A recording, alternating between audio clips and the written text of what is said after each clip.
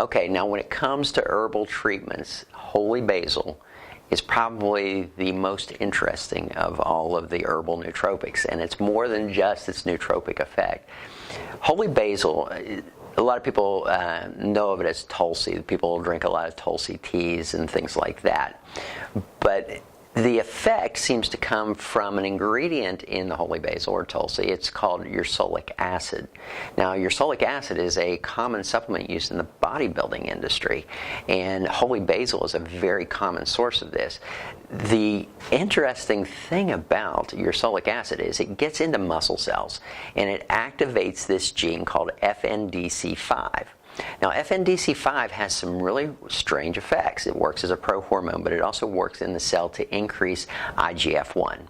IGF-1 is insulin-like growth factor 1, and it is the active anabolic form of growth hormone.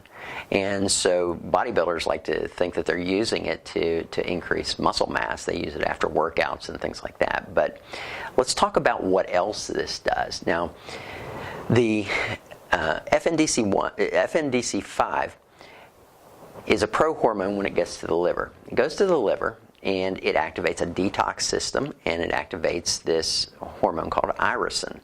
Now, the detox system is really cool because what it works with is it works with cadmium. It's a chelator of cadmium, and it works really well in combination with milk thistle. So if you're somebody who has done a detox panel and they've found that their cadmium levels are high, holy basil in combination with milk thistle works really well.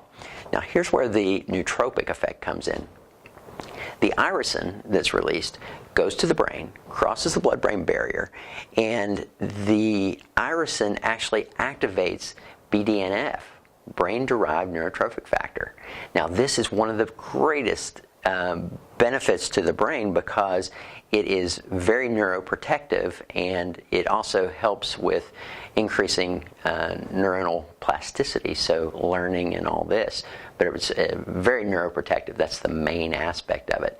BDNF, all of this, the ursoleic acid with the activation of the FNDC5 is the same effect as exercising muscle. So when you exercise, you actually do this, but holy basil can do it without the exercise.